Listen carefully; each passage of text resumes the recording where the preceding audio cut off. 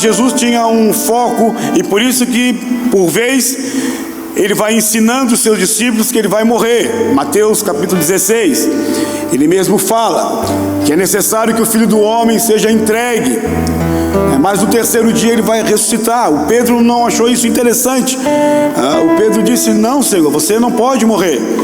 E Jesus repreende Pedro, afastai de mim, tu não cogitas das coisas celestial. E Jesus Cristo repreende aquela ideia diabólica e que sai da boca do Pedro. E o tempo passa e a história mostra para nós, os evangelhos, que Jesus vai para a cruz. Ele é traído por Judas. Há uma sucessão de fatos que acontecem naquela noite. Os evangelhos tentam distribuir o que está acontecendo desde quarta, quinta e até sexta-feira, depois sábado e também domingo, dia da ressurreição. Os evangelhos, os narradores ali, o Marcos, o Lucas, o João, o Mateus, eles tentam distribuir aquelas histórias que a gente conhece e vão botando enfoques diferentes. Por exemplo, o João é o único que mostra Jesus Cristo lavando os pés dos seus apóstolos, mostrando ele como servo, como aquele que toma toalha, como aquele que pega a bacia, como aquele que lava os pés daquelas pessoas, para quebrar o orgulho humano, para mostrar que nós somos servos uns dos outros, para o nosso entendimento que o serviço cristão, ele é muito importante. Então ninguém quer lavar os pés de ninguém, porque no grau social ou na pirâmide social daquela sociedade, quem fazia isso era um serviço de escravo. Então o Pedro passa pela bacia e toalha, o João e todos eles, e ninguém lava os pés um do outro, mas Jesus faz esse trabalho. E depois ele ensina: assim como eu fiz, vocês devem fazer também. Por conta disso tudo, eles celebram a Páscoa. A Páscoa que está ali o cordeiro, a Páscoa que está ali o pão asmo sem fermento, a Páscoa que está ali as ervas amargas, para eles degustarem aquilo. Toda a dieta está ali para eles compreenderem o que Deus fez por eles. Tudo ali simbolizava Cristo. O cordeiro era Cristo, o pão era Cristo, o horror de mastigar aquela erva amarga para mostrar o sofrimento que o povo deles passaram durante todo aquele período de escravidão, também ia retratar o sofrimento e a dor do Cristo na cruz do Gólgota, na cruz do Calvário. E Jesus está ali e ele participa com seus discípulos da Páscoa judaica, mas ele vai instituir a Páscoa cristã. Ele vai instituir a Santa Ceia. Os elementos não são iguais agora, os elementos são diferentes. O pão não é mais o pão da aflição, o pão é o corpo de Cristo. O vinho ali não simboliza mais o símbolo judaico, o vinho simboliza o Cristo. Ele então interrompe, ele participa da Páscoa e ele institui a Santa Ceia, que até hoje a gente participa. E ato contínuo, a Bíblia diz que o Satanás, ele entra no coração de Judas. O Judas sai à noite e Jesus e os seus discípulos estão ali participando daquele ato, e eles vão para o Getsemane. E lá naquele lugar, Jesus Cristo, ele pega uma pedra, dá um tiro de pedra. E a Bíblia diz que ele disse para os seus discípulos, o Pedro, Tiago e João: vocês orem aqui, eu vou orar lá. E ele vai orar, e nós sabemos do sofrimento do Cristo ali. A cruz já fazia sombra para ele. O sacrifício expiatório, o grande programa soteriológico, o programa de salvação de Deus, que não começa nos evangelhos. O programa de salvação de Deus para salvar o mundo começa em Gênesis, quando Adão peca, quando Eva peca, quando há uma rebelião entre eles contra a palavra de Deus para eles. Em Gênesis 3,15, Deus estabelece a promessa que da mulher ele traria aquele que iria esmagar a cabeça da serpente. É Cristo que vai fazer isso, não é mais ninguém. Ela vai te ferir o calcanhar, a morte, mas tu vai ferir a cabeça. E agora, todo o programa de Deus, tudo que os profetas falaram, tanto o profeta tão messiânico que foi o Isaías, né? como os salmos, os saltérios, que tratam essa questão de Jesus, da sua morte, como o Salmo 22, que mostra para nós um dos brados de Jesus na cruz, Eloi, Eloi, lama sabachthani. O Salmo 22 começa assim: Deus meu, por que tu me desamparastes? Então tudo está programado, tudo está pronto. Deus preparou o mundo. O apóstolo Paulo falou isso. Gálatas capítulo 4, verso 4, Paulo diz: vindo à plenitude dos tempos, Deus enviou o seu filho, nascido de mulher, nascido sobre a lei. Ou seja, a plenitude do tempo era o programa de Deus. Deus preparou tudo para Cristo nascer, para Ele desenvolver o seu ministério e para Ele morrer por mim e por você.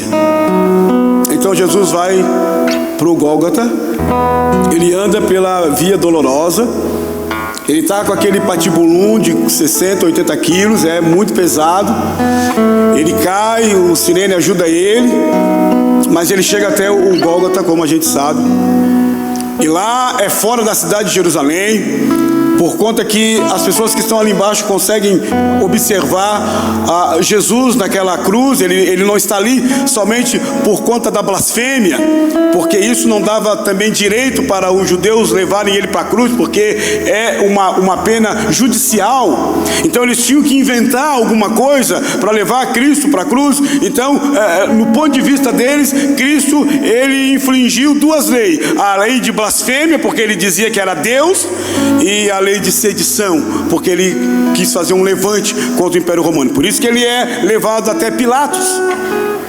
E Pilatos não encontra nada. Ele disse: eu não encontro nada nesse homem. E o Evangelho está mostrando muita coisa ali. A mulher de Pilatos, ela tem um sonho muito agoniado. Ela diz para ele: não se mete com este homem. E Pilatos quer de alguma forma tentar livrar Jesus da cruz. Então ele diz: bem, eu acho que vou conseguir livrar Jesus da cruz. Ele traz Barrabás, que era um criminoso hediondo daquela época.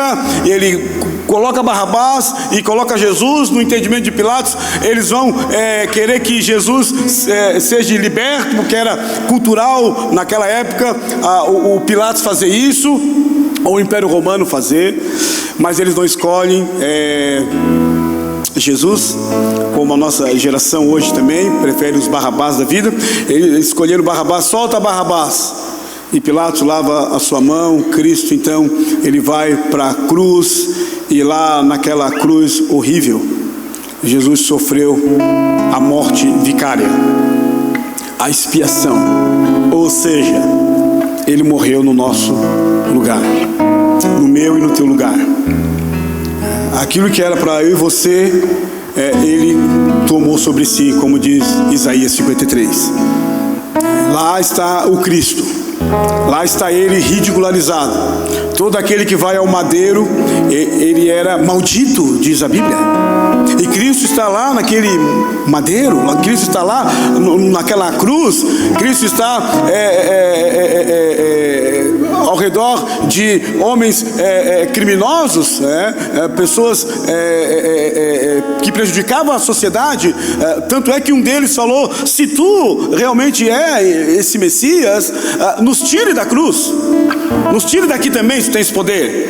E começa a ridicularizar Jesus. O outro que está ali também, ele tenta acalmar o outro que está ridicularizando Jesus, e ele fala: nós estamos aqui pelas nossas culpas.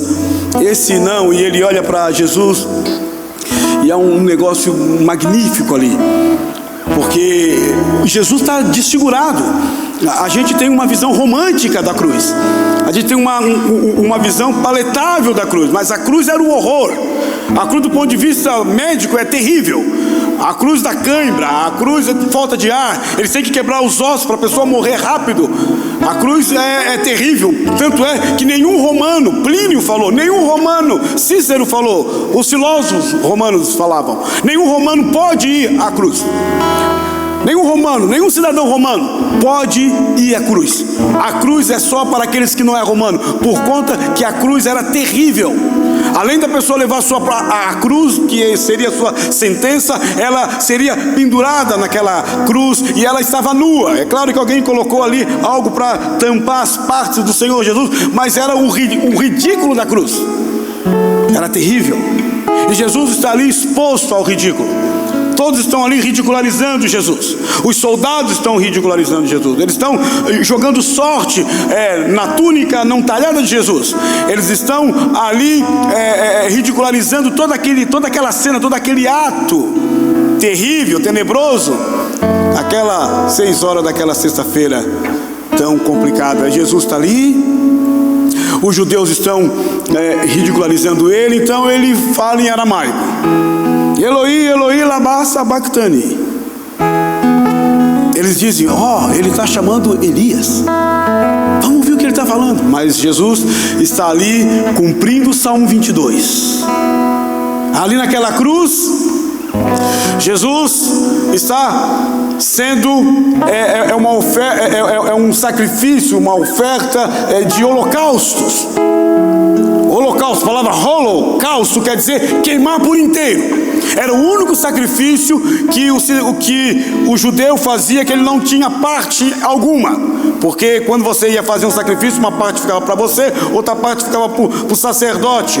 Mas o sacrifício de holocausto não. Todo o sacrifício era queimado por inteiro. E foi isso que Cristo fez. Ele se entregou por inteiro à vontade de Deus, à vontade do Pai. E por isso que ele fala: Jesus não foi um mártir. Tem pessoas que dizem: Jesus foi um mártir. Não, não foi. Jesus, ele se entregou voluntariamente a Deus. Ele disse: Pai, em tuas mãos eu entrego o meu espírito. Então é uma oferta de holocausto, é um cheiro suave e agradável a Deus. O sacrifício de Cristo queria trazer todos nós de volta. Aquilo que o primeiro Adão fez, que expulsou a humanidade longe de Deus, porque no pecado do primeiro Adão, todos nós pecamos, disse o apóstolo Paulo. Todos pecaram, disse Paulo em Romanos, estão destituídos da glória de Deus. O primeiro Adão trouxe maldição no relacionamento dele com Deus, foi quebrado. No relacionamento dele com o outro, com a esposa, foi quebrado. No relacionamento dele com a criação, tudo foi alterado, foi mudado. O segundo Adão, que também foi tentado na mesma forma do primeiro Adão, não caiu, permaneceu firme. E agora lá na cruz do Gólgota, Jesus dá o último brado, que só João é que escreve isso. Jesus diz: está consumado. Ou seja, o caminho de volta para Deus está aberto. Agora o homem pecador, que é eu e você, agora o homem que está distante de Deus, como no hiato, agora existe uma ponte, existe um caminho, existe um elo de ligação, que não é o pastor, que não é o bispo, que não é o presidente, que não é alguém influente, que não é filósofo, que não é ninguém, é só Jesus. Ele disse: eu sou o caminho, a verdade e a vida. Ninguém vai ao Pai se não for por mim. Por mim o quê? O sacrifício dele na cruz do Calvário. Ninguém vai ao Pai. Então ele diz: está consumado. O livro de Hebreus diz: o véu na sua carne foi rasgado. Ele preparou agora um excelente caminho para nós termos acesso a Deus.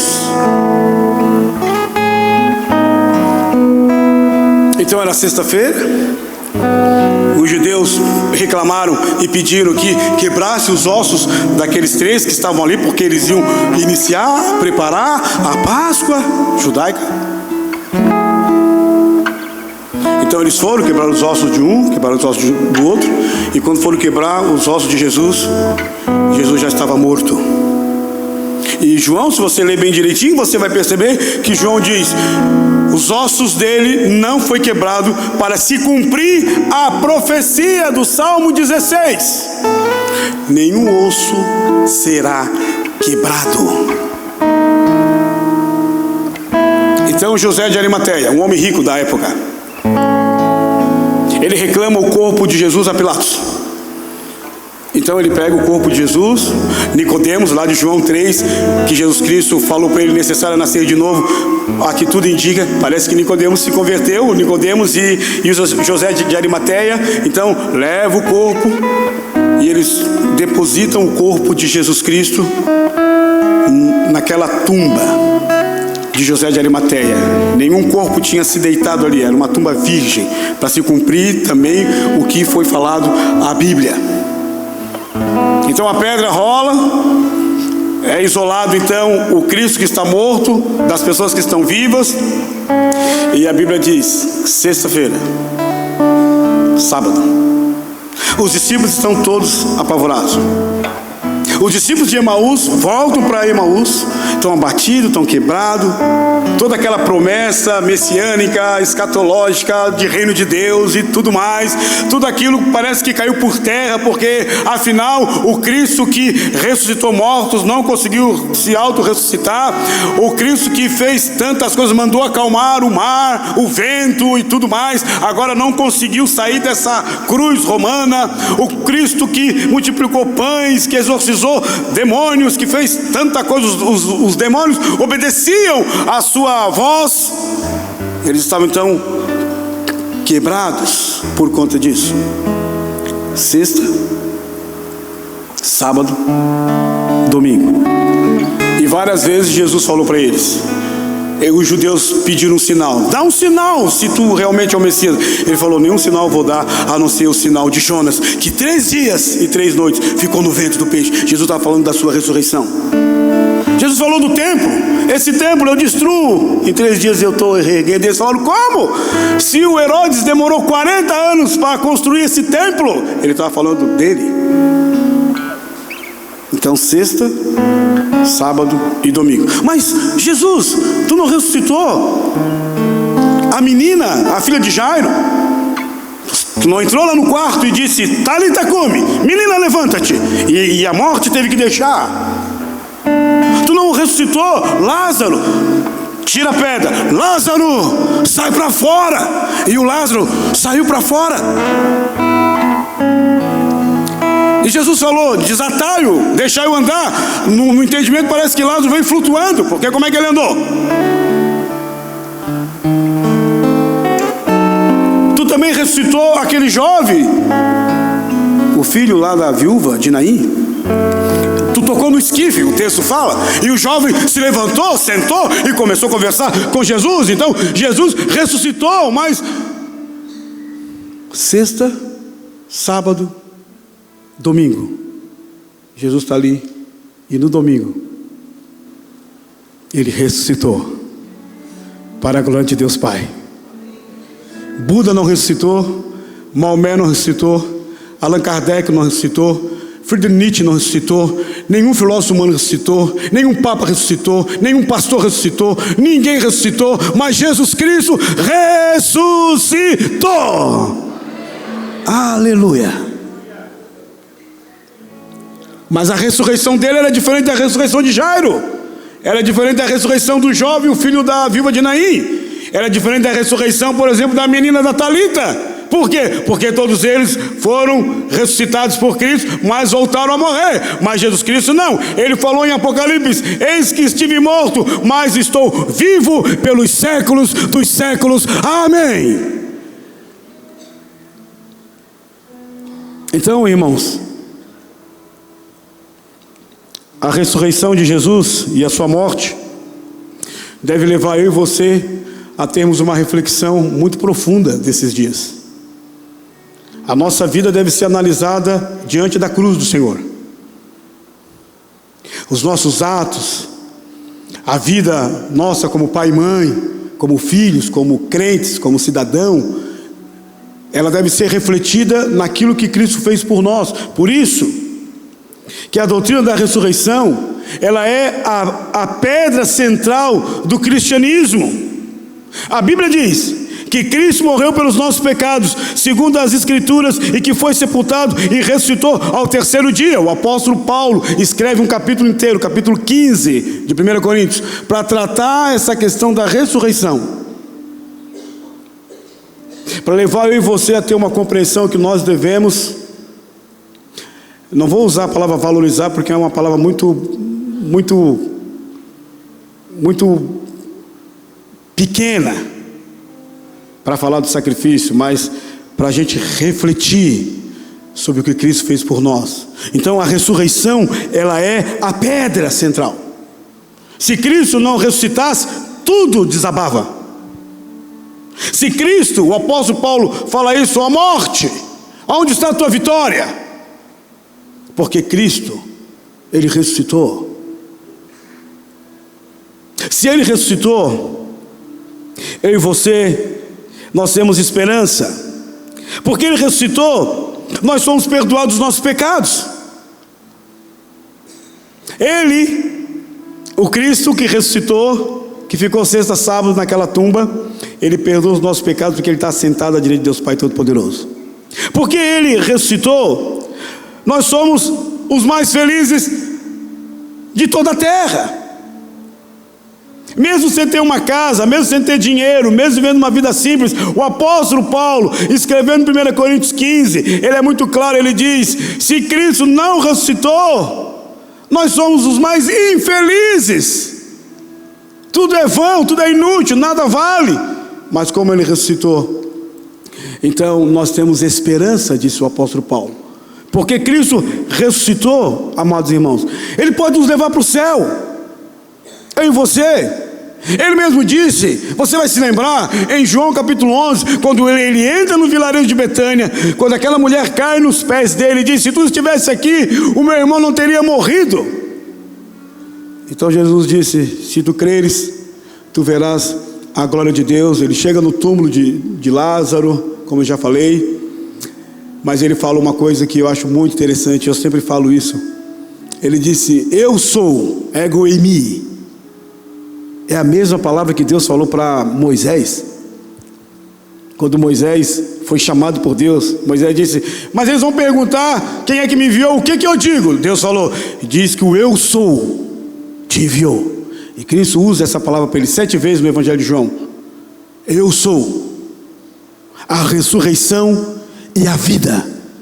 Aquele que crê em mim, ainda que esteja morto, viverá. Então o cristianismo é maravilhoso, porque ele nos dá uma esperança aqui, mas ele nos dá uma esperança escatológica. Ele fala para a gente viver aqui para a glória de Deus, mas ele também nos dá uma vida eterna, para sempre conhecermos a Deus. Então, amados irmãos, eu encerro dizendo aqui: aqueles homens estavam tão abatidos, como talvez muitos estão aqui nessa noite. Aqueles homens estavam com medo, talvez como muitos que estão com medo de tanta coisa que tem acontecido neste mundo. Ao cair da tarde daquele dia, o primeiro dia da semana, ou seja, domingo, é o primeiro dia da semana. Então, o domingo, estando trancado as portas, eles estavam trancados, eles estavam com medo. Os discípulos, aqueles que viram Jesus fazer tanta coisa, mas que agora viram Jesus morrer numa cruz do Calvário, eles estavam com medo, eles estavam trancados, apavorados. Eles não eram de Jerusalém, eles eram da Galileia, lá do norte, lá do sertão. E eles estavam na capital, eles estavam no nervo nevrálgico da religiosidade judaica. Eles estavam ali em Jerusalém e eles estavam trancados, diz a Bíblia. E eu acabo dizendo, como a ressurreição de Cristo é a única coisa que pode nos trazer o shalom, a paz verdadeira, porque eles estavam trancados, as portas estavam com medo dos judeus, e Jesus Cristo veio e se pôs no meio deles. Ele não bateu na porta. Jesus está com o seu corpo glorificado, ele atravessou a parede, ele se coloca no meio deles, ele não bate na porta, ele atravessa e coloca-se no meio deles, como ele se coloca no meio de mim, de você nessa noite aqui.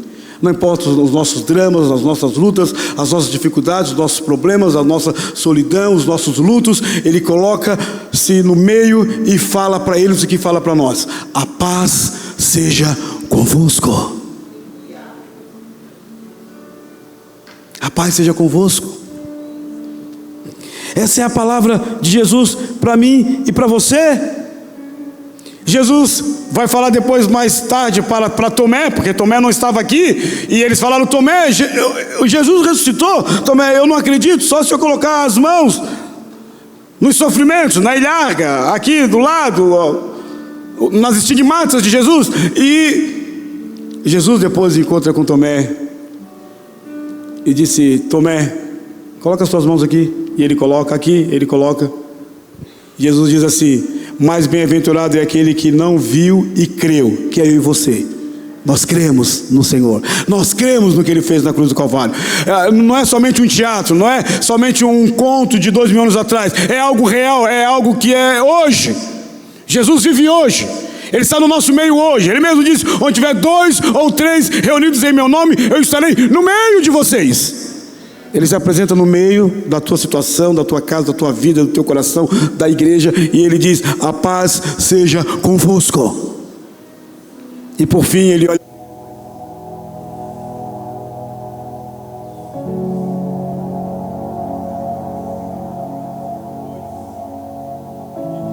para eles e para mim e para todos nós. Não é só para nós contemplarmos a ressurreição, não é só para nós contemplarmos o que Cristo fez.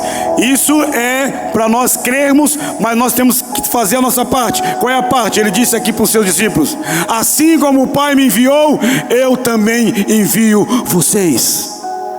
Tem um monte de gente aí fora desesperada, tem um monte de gente aí fora precisando ser ressuscitada, nascer de novo.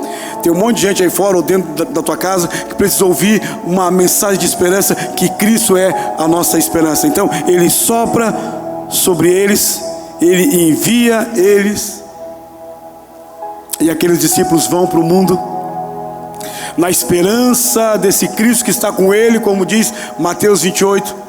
Ele diz: eu estarei convosco todos os dias, até a consumação do século.